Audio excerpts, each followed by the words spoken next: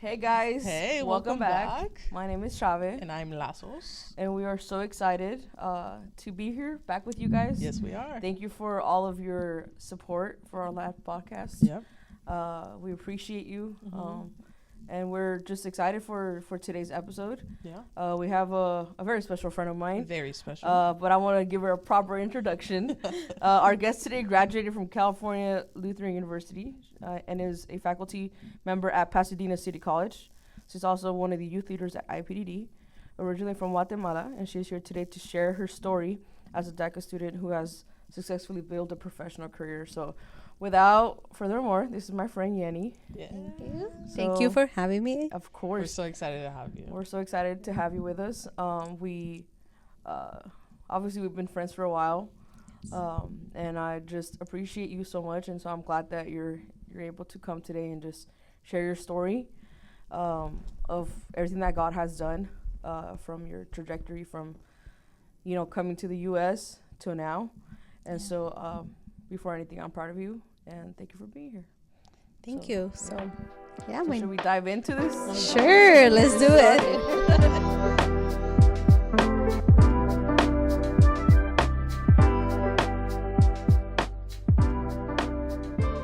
We hope that it inspires somebody that is either navigating through something like this or feels a little bit down with our current immigration system right now, that it could just empower them and encourage them to be able to just keep going. Yeah. Yeah, that's Yeah. our only goal from this. I know. Yeah. So you want to? Yeah, especially right now as like D.A.C.A students. I know I have a few D.A.C.A friends that have D.A.C.A that were kind of afraid even in the process of like renewing their D.A.C.A. And so what was the process like for you receiving D.A.C.A? Well, I remember when like the Obama administration passed the bill, and kind of like it was easy for me personally because I had all my paperwork. So they tell you like save everything like that. Every day you should have like at least something that proves that you're here. So I had everything. I had like my record of like high school, when I started school and stuff like that. So it was kind of easy and smooth. But if you didn't have any record, that was the hard part. Like, how do you show that you were here? Personally, for me, it was easy, but I know other people were kind of hard. Right. The process was basically like paying, like back then it was like I think around $425. Oh wow. Of getting your so with D.A.C.A you get your I-82, which is that's like the D.A.C.A that you're under like the deferred action. Okay. So that's kind of like you're protected. With that you get the I-75, which is your employment worker. Okay. So you get a Social Security and you get your then you pay taxes. Yeah, so you pay taxes. So we do pay taxes. Don't forget that. Fun fact. We Fun pay fact, taxes. we pay taxes. Yes. But yeah, so basically that was like the smooth part, getting that. It didn't take long. That was like around like I was in my 22. I was 22 when I got D.A.C.A first, and since then it has been like a process of renewing every 2 years. Okay. So every a year and a half, like I have to renew every. And I'm assuming the price has gone up. Yes, the price Probably got double. No, I think it's like 500 something. I think okay. if I'm not mistaken. What was it originally? 400 something. Okay, so it didn't Yeah, go up it so hasn't much. got up Nobody much. got it. I don't remember. I know I did it. Like the first time my cousin actually, who's a lawyer, helped me out and kind of review it. The second time I did it by myself. And then since then there's also there's a lot of like nonprofit organizations that help you out on like doing the D.A.C.A renewal. Okay. Yeah. So there's a lot of help. Is it possible to get D.A.C.A now? No. No, it's not, No. right? Yeah. You can't No. apply So for you it can anymore. only renew if You only had it. can you renew if you had it back then. Okay. Yeah. I see. Even if it expires and you didn't renew it on time, then you kind of lose it. Oh, you lose it. There's Yeah, no there's opportunity no to get it back. opportunity back to Oh, get wow. it back. So you Yeah. have to be super like on it and Mm-hmm. like Yeah. make sure that it doesn't expire and stuff. Yes. Yeah.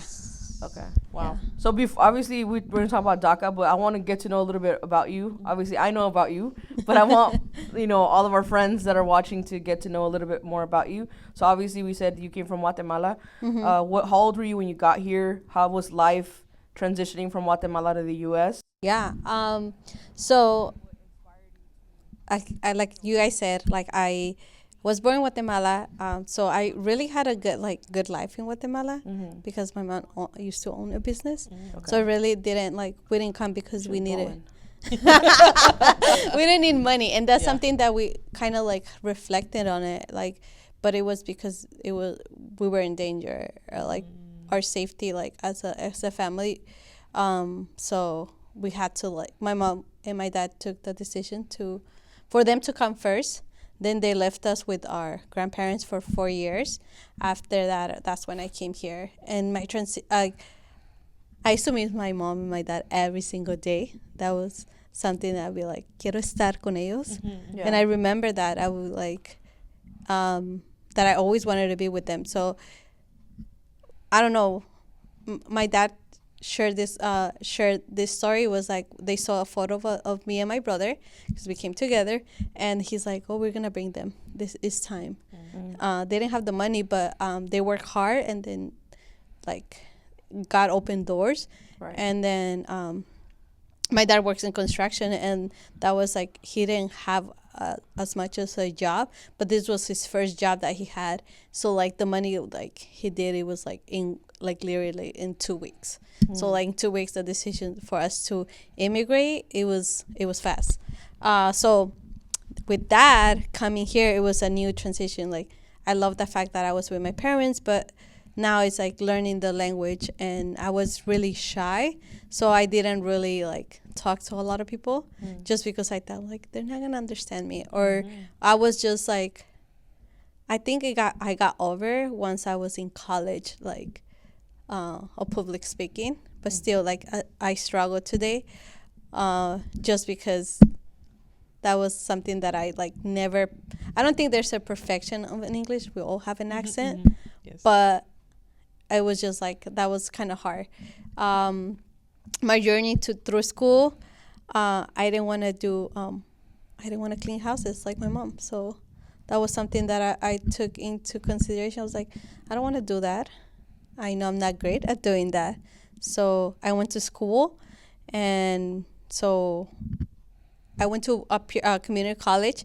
And if you go to community college, sometimes you kind of get lost. Yes. And it would take 2 years, would take you 5 years. Yep. 2 years would take you 7 years if you don't pass your classes. So I actually had a mentor who was a counselor, and he was amazing. He changed my perspective on education, and he knew how to be the counselor that I needed at that time.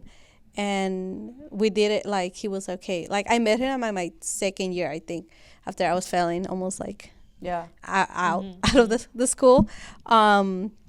He was like, hey, we need to work together. So I took less classes, I worked less and stuff like that. So I think I did it. And after that, I thought I was going to be a social worker. I was going to be a social. I hated that job. There's a lot of rules that you have to follow. Yeah. And I don't think I'm a person to follow rules. Oh, okay. I would challenge those rules all the time. Yeah. So it was hard. So I remember that I wrote that I wanted to be a counselor. So I remember just knowing a person that my best friend knew that she was going for a counseling major. So that's why I went to Cal Lutheran. I didn't do any research. I just literally applied. Wow. Yeah. But I was rejected 3 times before that to Cal State Northridge for social worker. Mira. Yeah. So I think it was just God, And you got accepted quick at Cal Lutheran when you applied? Yeah. It was in right away. It was Divine about walking where God wants you to. Yes. I was just okay. I just told my mom, I'm going back to school. And then she was like, oh, how are you going to pay? And I was like, oh, I don't know. We'll figure it out. We'll figure it out. So there were a lot of students do not know this, but there's actually payment plans that I didn't know. technically like college back then didn't have a lot of help for DACA students. Mm. So back then it was like less help. So I was like, okay, in order to get loan, you have to have someone who is a citizenship who can sign for you.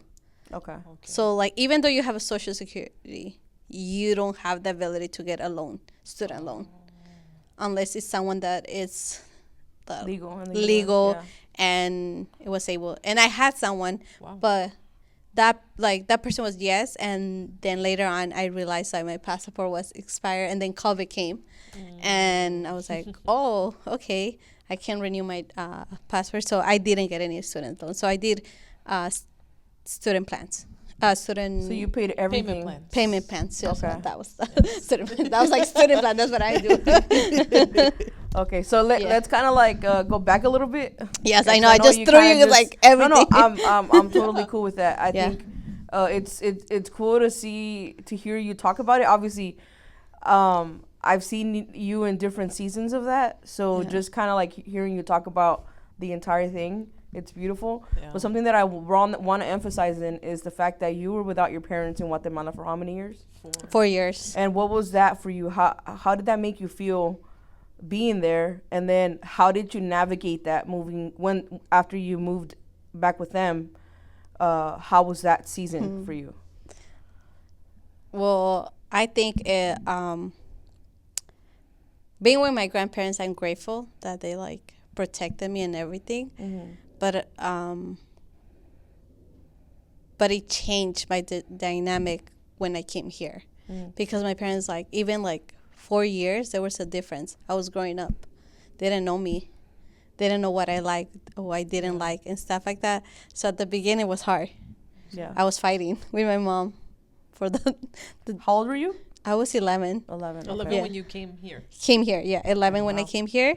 So 11 to probably like 17, it was like a cat and It's a big dog. transition. Yeah, a cat and a dog. I said this like only God could like work towards healing. Understanding like my parents came for a purpose here, and I didn't understood back then like why we had to leave. Yeah. So like, and I had to understand that when I was like 18 probably, and I was like, okay, I need to stop. I need to Right. stop. Like it's not their fault for like leaving us. It's not their fault for everything. So I think there's building a relationship again with my parents was kind of hard, but now I see it and it's way better. But it's only God could do that. Only God could heal those moments when you like. You had like I felt like I had everything, and then in a day everything changed. So I think it was just trauma, and I think it's just like as you grow older, you understand, but also you heal from those moments. Yeah. That's good. Yeah. And I think that's something that a lot of people miss, the fact that like all these kids that are born in other countries, for a while your parents have to come here first. And so your parents are the ones that have to migrate. They're the ones that have to do this. They're the ones that have to do that. But there's also kids that are left behind. There's kids that are either left with grandparents. Like I have a lot of my friends are like, oh, I was raised with my grandpa. I was raised with my grandma. So I think that's important to kind of highlight as well, because people don't really understand, like there's a lot of sacrifice that is made for immigrants to come here, like to the U.S. for like, I guess you could say the American dream, right? Yeah. And then also like you mentioned living in a place where you guys were pretty set. You didn't really need. You were Yeah. comfortable. You didn't really need any of Luxury. luxury. You know, you guys were set. Your Yeah. mom had her business, and you were good. Like, Yeah. and then also like your dad here, that guy, he works. Yeah. He works. Your brothers work. Your mom is a hardworking woman. Yeah. Your uncles, your aunts, like everybody. I just see all the time. Everybody just always working. Whether it's for God or for obviously your regular jobs. So I think it's important for people to understand that like there's a big sacrifice that kids, immigrant kids that came here to the U.S. Yeah.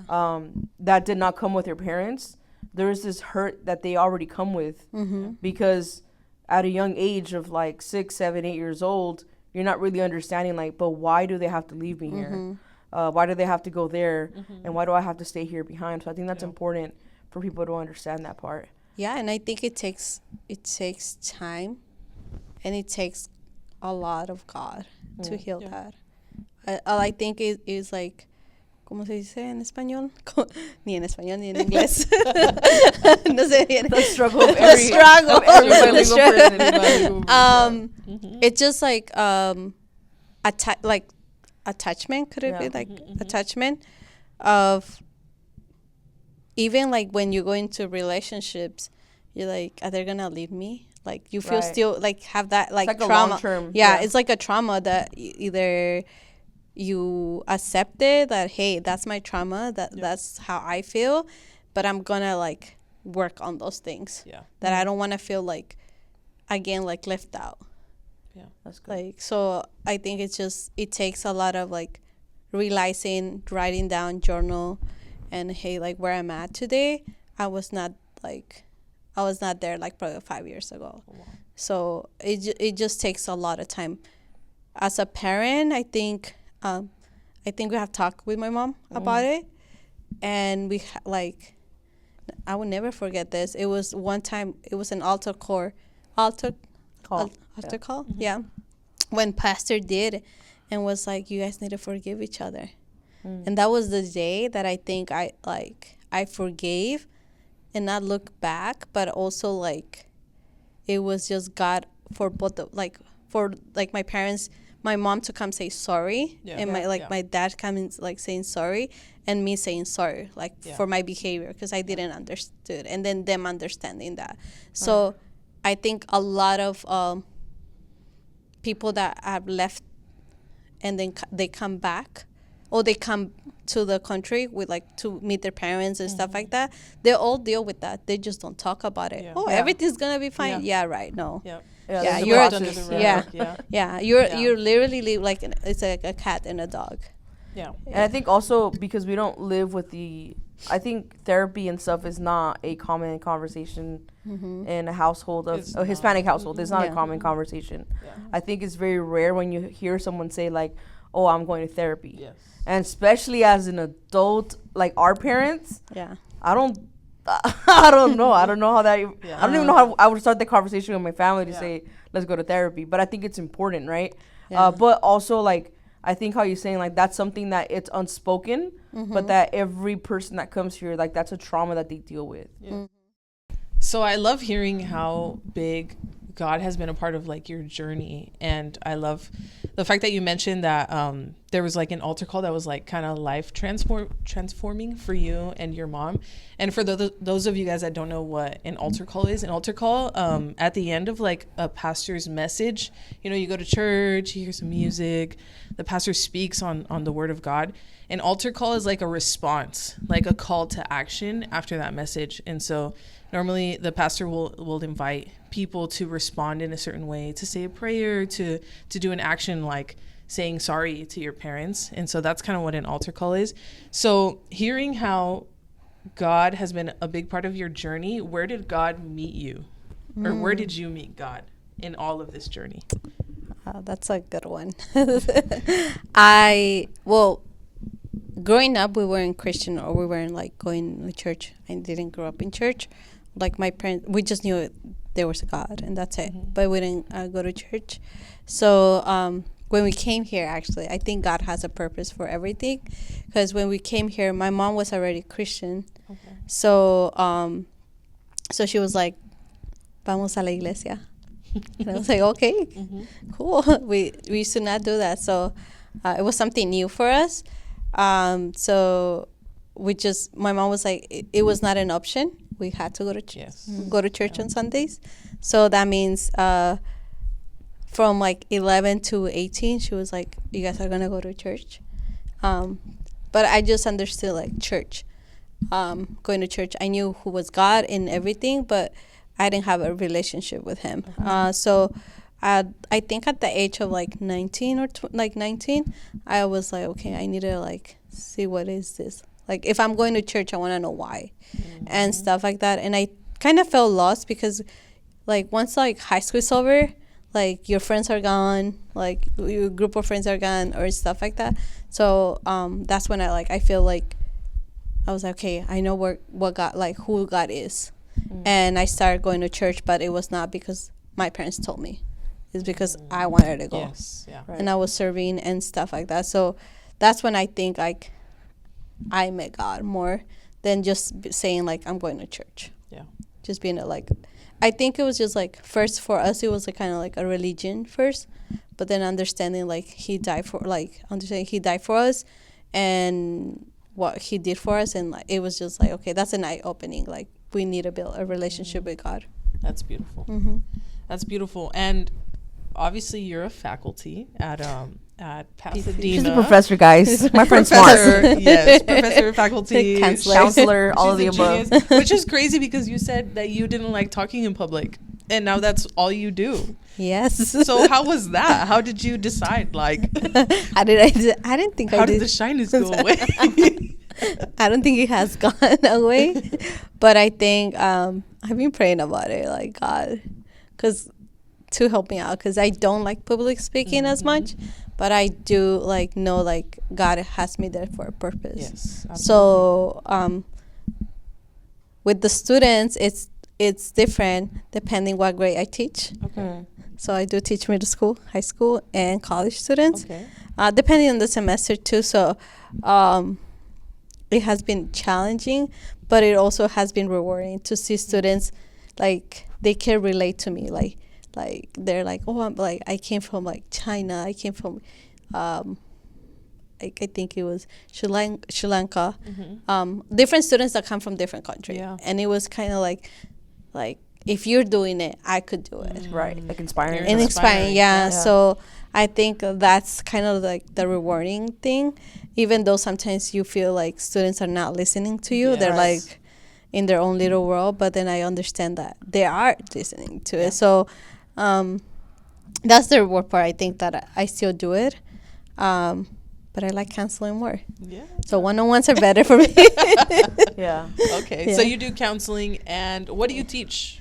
So I do teach. I have taught career development, and I have taught introduction to college, and what else? And different as like they have a class for if you're kind of lost in like on college, like Kind of like orientation. orientation of like what career. Yeah, but it could be careers, also like career plan. Like it's everything like study habits, methods of how to study, Right. like and stuff like that. So Yeah, because I know that you had some people that have like come to you, right, to like fix either like figure out what they're gonna do with their life. I know you've helped a lot of students with Yes. that, even off of work Off hours. work, I've yes. I've witnessed it where you're like meeting with somebody at Starbucks or something just to kind of help them out or tell them like, hey, this is like, you know, or friends, kids and stuff like that. You're just walking them through it. So I think that's cool, like that you've sat down and taken it, not just because you're getting paid for it, but Yeah. even when I guess the professor had us off and you're just a friend, Yeni, like you're showing up for people and showing them like, hey, this is what you could do. Yeah. This is the career path you could take. Like I've seen a bunch of people post on social media, shout out to Yeni for helping me do this, or I shout out to love Yeni for helping me do that. that. So I think Yeah. that's Yeah. amazing that you could do that. I think that it also speaks volumes as to who you are as a person, because a lot of the times we could do things just because of pay, or because it's our job. But when you have a passion for it, Yes. it's Yeah. that's where all of the like the authenticity of a person it'll show, Yeah. because that's just who you are. It's your passion. Yeah. You love it. You Yeah. enjoy it. And even though your journey, like you don't like public speaking, you don't even like really just being a center of attention is like your worst fear. So I even appreciate the fact that you said yes Yes. to coming on here, because Yeah. I mean, I think it was probably a difficult yes, but it was a yes, you know, Yeah. because not only are you shy to speak in public, but now we're putting you on the internet and you're like, oh my goodness. Oh my goodness. So please be nice. Don't come and hurt you. I'm just like, no, just be nice. But I think that's I appreciate you for saying yes to coming on here and doing just doing what you're doing right now, just expressing who you are. I think one thing that I wanted to highlight too is like, so you did a school, right? You had to learn coming to the U.S., but you also had to learn English. Yeah. So how was it like in school? Did you go through anything difficult because you had to learn a different language, or was it difficult understanding things? And how did you go from that to where you're at right now, where you could fully speak to someone in English and not feel como trabada or something like that, you know, like that you're fully able to. A veces sí. No, but I've seen it. Like we're able to have a whole dialogue, you know, you're Yeah. speaking to people. I think that any person that is able to speak both languages, especially when Spanish is your main language, I think it's easier to learn Spanish if English is your first one, but learning it backwards is a little bit more difficult. And so how was that for you growing up? It was hard. It was hard. I think one of the things is that before, so like now they have different classes like when you learn English, but before it was like my English teachers who were my ESL teachers were only white people. Like, so they only spoke English. So, like, they didn't understand us. Like, they didn't understand any Spanish or stuff like that. So, like, all I was able to hear was English. That changed now, actually. I have seen, like, how, like, now they have someone that speaks Spanish now is teaching them how to speak English. So, they know how to translate better. So, if you put me to translate, be the most horrible person to translate just because I was always used to one thing at a time. But it was hard. I think I learned more English when I was in college. Like, I think I knew, I understood, but I didn't want to speak. I was shy. I was super shy. So now that's what I'm saying. Like, doing this is kind of like, okay, I'm getting better at it. Yeah. So it just practice. And then maybe if, like one thing that you said, like what got me where I'm at, it was like failing a lot of classes, failing my English 101 3 times and retaking it. But you passed it. But then I passed it, yes.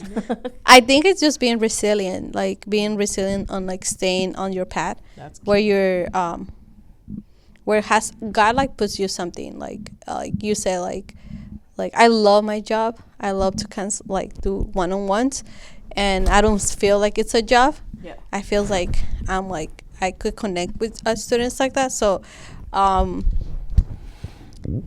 been practicing more, getting in front of the mirror now more, a little bit more. We're gonna have you twice on this podcast. But yeah, so that's just basically it. Like practice a lot. Listen to a lot of music, like R&B.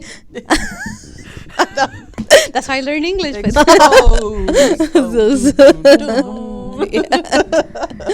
Yeah, that's good. I think. What about how has it been being a Christian and then working at the college, and then also like obviously our beliefs and our views on things completely different, obviously, than the agenda that's trying to be thrown out right now. How has that been for you navigating that, and how have you handled it? Like, how have you shown, like, obviously stand firm in your beliefs while also respecting the rules of the school? How has that been? So, I'm thankfully I work at a community college because it's easier. Okay. Than being they'll give you the stuff to teach, but it's up to like you're the professor. You have the right what you decide to teach. Okay. Yeah. Okay. So it's not like you need to teach this. Okay. Yeah. Like so it's a little different.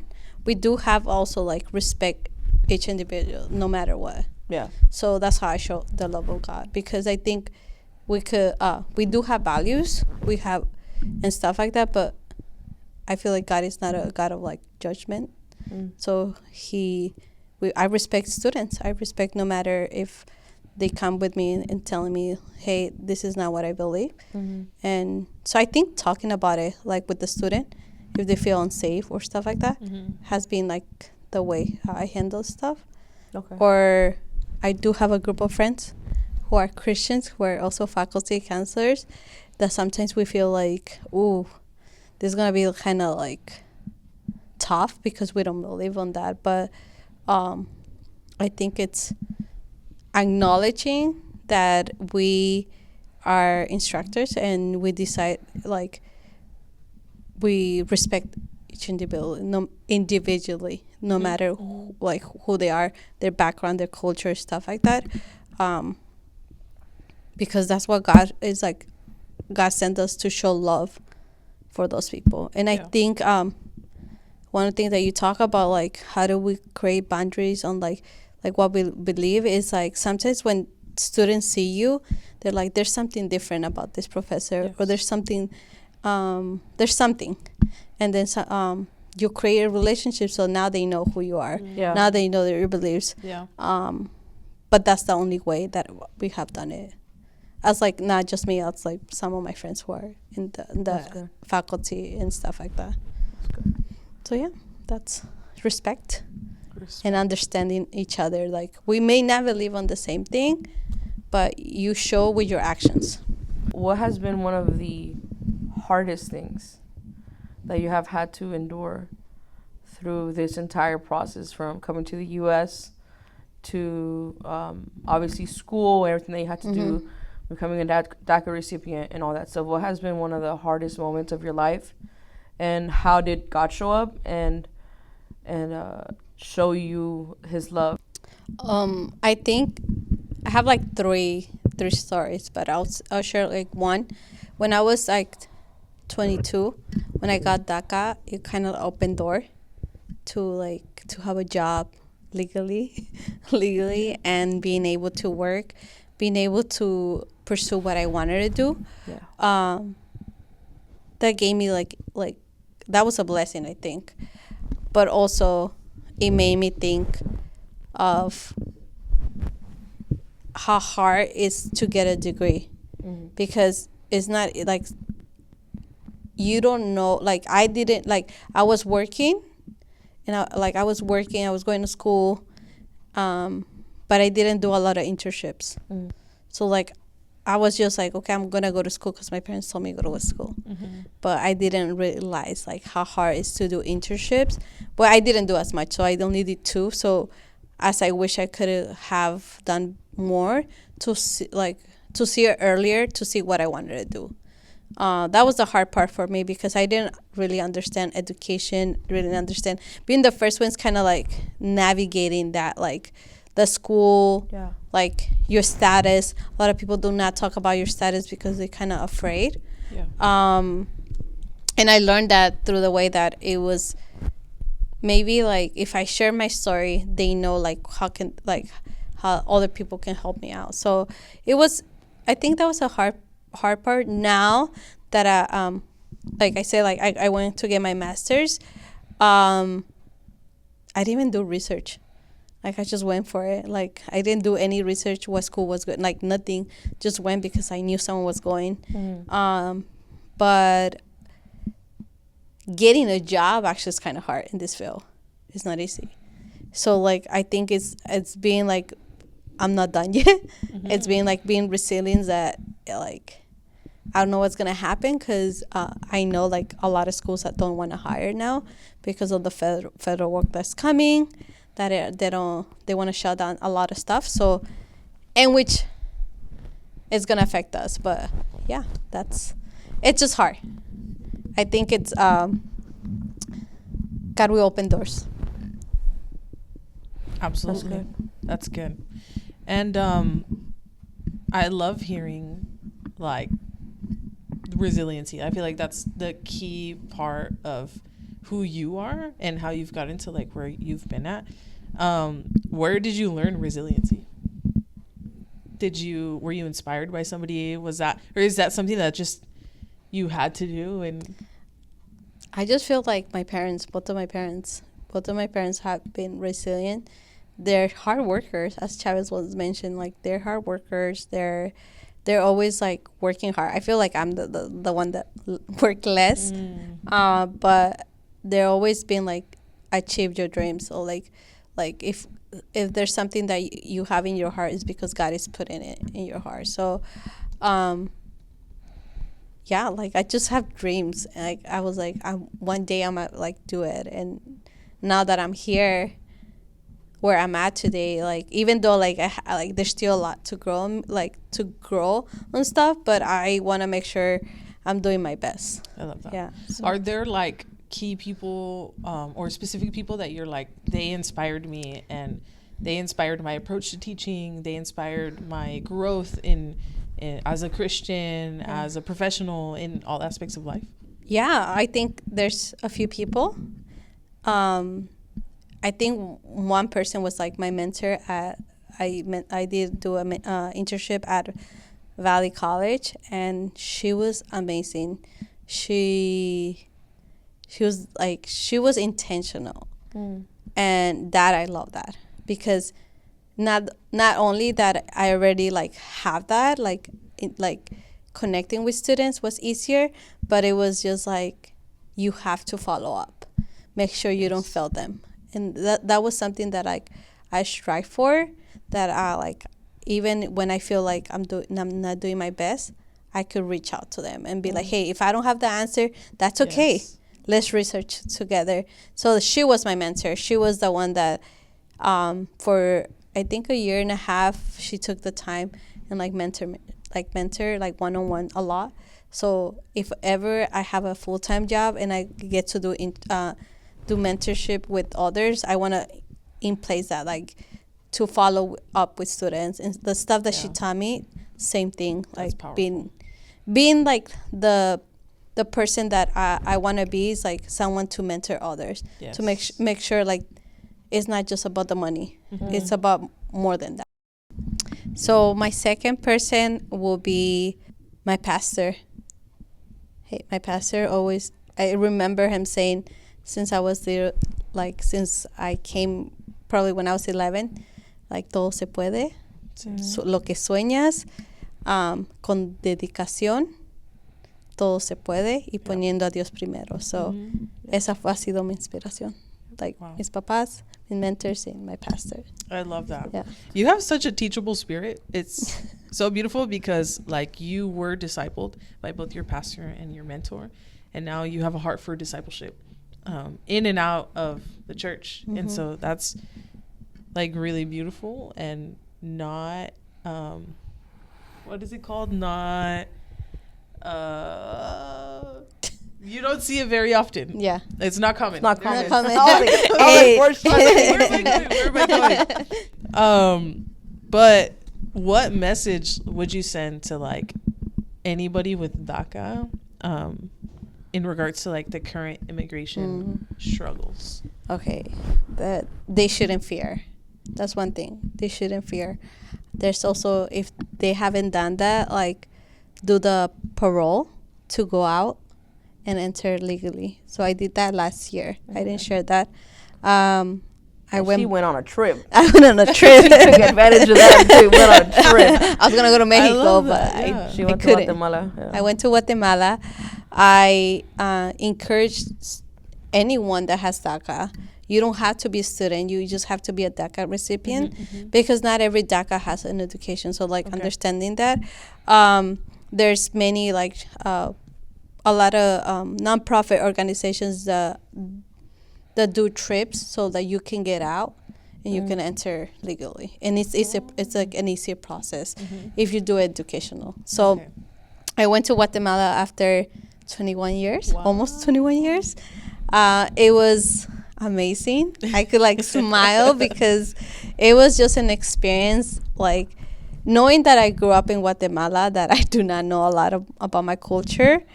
And there's certain things that I don't believe. So, and it was okay. Like I was understanding, okay, oh yeah, I don't believe on that. But it was just to see my grandparents, my family, and also like seeing different dynamics of like some of my families are business owner, some of my families are not business owner, that also like live day by day, and then some of them, they're like they are working hard to get where they want to be. So it was fun.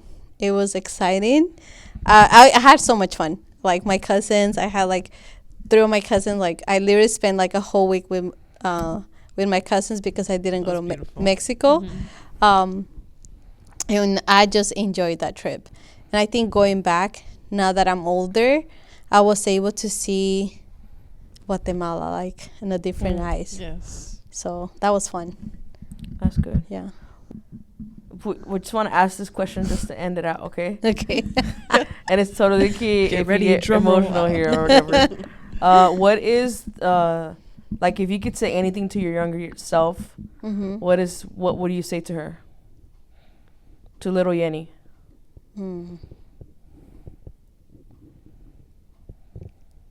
Que todo va a estar bien. Yeah. Yeah. Yeah. This is emotional. Yeah, que todo va a estar bien. Yeah. That I think we go through stuff because if we didn't go through it, we wouldn't learn from those stuff. So, yeah. I want to cry, but I'm crying. It's okay. Yeah. I just want to say thank you. Yeah. Thank you for not just coming on here, but obviously, like, we've been friends for a while. But I think you showed up in one of the hardest seasons of my life. And you pulled me out of something. God used you to pull me out of something that I was really struggling with. So I thank you for being that person to, like, I could just go and run to and cry. I think, like how you just said right now, like, you have something about you that is just, like, you're willing to go, like, the extra mile for people. And I think that's admirable. But also, I think that's also part of your calling, part of your gift that you have. Absolutely. To where you just show up. Doesn't matter what it is, you'll show up. Like, and I think that I appreciate that about you. You've helped us with girls ministry stuff. Like, I need someone, just please come help me. You've helped us, and you've personally helped me with just a lot of stuff. Like, you and your family mean so much to me. And I'm just so grateful that, and then just seeing, like, your journey. I think just how much you've succeeded in everything that you've gone through, whether it's been like high moments or like low moments, whether it's been like family issues or whatever it's been, or, you know, relationships and church and all, just like just the trajectory of your life. I think that this is a perfect description or example of someone that is just willing to keep going. How you said, like, you failed English 3 times, but you kept going, right? And so it's not really much of how you fall, it's how you get up. And how you keep going and how you succeed. So I think I'm so grateful for your life, and I pray that as you continue to seek maybe new ways of employment, or as you maybe open your own thing and just kind of keep guiding young kids into college and to be successful and professionals and stuff like that, that God continues to open doors for you, and that he continues to excel you in the things that you thrive in, and in you know, obviously I pray for blessings over your finances and stuff as well, because I think that even in the small things, like, you give 100%, and so I think that's important to highlight. And I personally appreciate you. Thank you for coming on. We love you, and we hope we'll have to have you back for all Spanish podcast. All Spanish, all we'll Spanish, see. all Spanish, coming soon. But thank you so much from the bottom of our heart. We love you. Yes, we love to see you win. Oh, thank you. That's crazy. We love to see you win. You're good. We're gonna put this. That's crazy. No, we love to see you win, and we lost her. Oh, you did. Okay, no, sorry. Yeah. Is it the statement? Insult. Yeah. Oh, that's crazy. We love to see you thrive. Yeah. And There you go. There you go. and I know that God's gonna do amazing things through you. He's gonna use you, and we're just so blessed. We're blessed to know you. Thank you for having me. Absolutely. Guys, thank you for joining us today. And we'll see who we have next. We'll see. But stay tuned. Thank you for joining us. And my name is Chave. And I'm Stephanie Lazos. And I'm Yeni Velazquez. And we'll see you next time on Couch Pod. Yeah. We love you.